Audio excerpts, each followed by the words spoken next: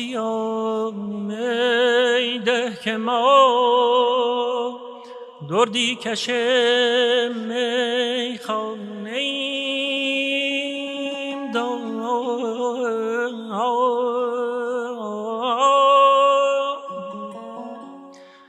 با خرابات آشناییم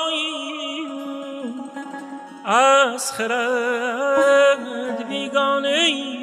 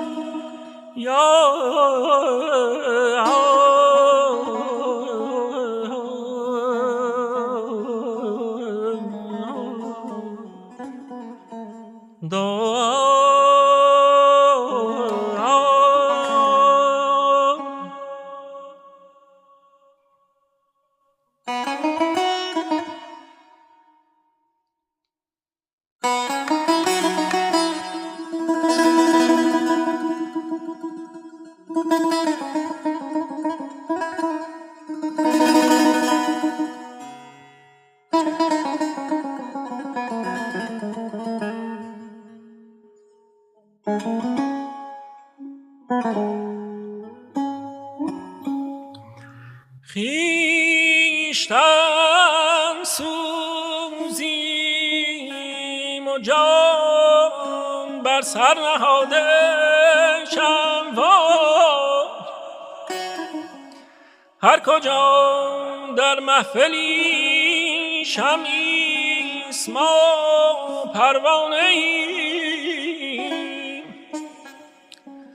هر کجا در محفلی شمعیست ما پروانه ایم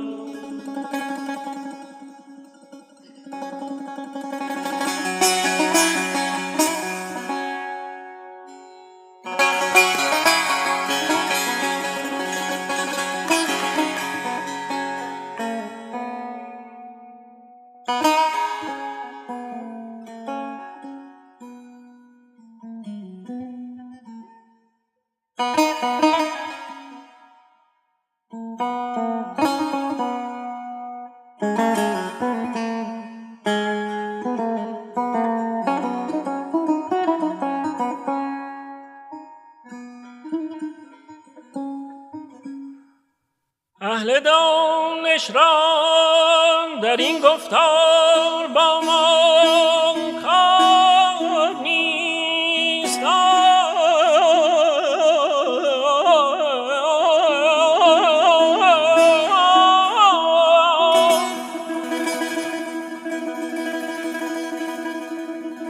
عاقلان را کی زیان دارد که ما گرچه قومی را صلاح و نیک نامی ظاهر است ما به قلاشی و رندی در جهان افسانه ایم خلق میگویند جاه و فضل در فرزانگی گو مباشین ها که ما رندان نافرزانه ایم